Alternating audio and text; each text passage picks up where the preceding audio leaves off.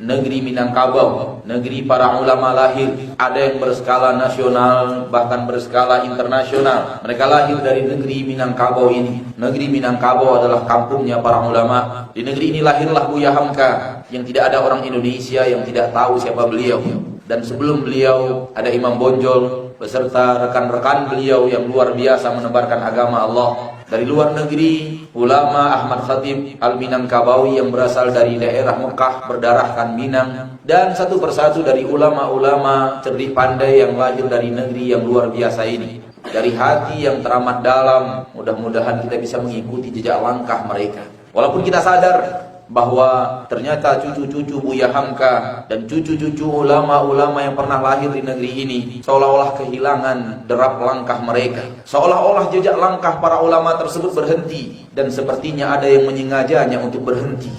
Untukmu Minangkabauku tercinta, kalimat adat basandi, syarat basandi kitabullah masih lancar diucapkan. Walau dalam pengamalan kita melihat akhlak yang mulai menurun. Dahulu kala 30 tahun yang lalu, 40 tahun yang lalu, 50 tahun yang lalu rasanya mustahil melihat wanita Minangkabau tanpa penutup kepala. Tanyakan kepada orang tua kita yang tahun ini berumur 75 tahun.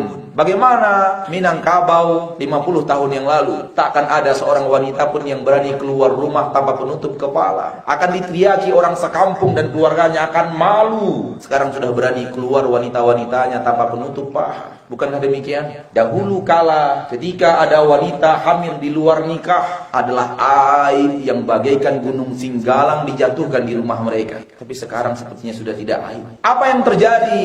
Wahai masyarakat Minangkabau, pemerosotan akhlak yang sangat dahsyat, erosi akhlak yang luar biasa parah. Melalui mikrofon ini dari hati kita yang paling dalam, kita memanggil seluruh orang-orang yang berdarahkan Minangkabau, yang di dalam dirinya mengalir darah Minangkabau. Akankah ini akan kita biarkan terus-menerus seperti ini? Tidakkah saatnya kita introspeksi diri dan kita kembalikan negeri Minangkabau perlahan tapi pasti kepada aslinya dan karakteristiknya yang sudah hampir punah? Tidakkah kita para alim ulama cerdik pandai kemudian berkumpul untuk membuat aturan-aturan minimal untuk menahan lajunya erosi akhlak? Bukan rahasia umum. Ketika kita pergi ke negeri orang, ternyata preman-preman negeri itu juga ternyata orang Minangkabau.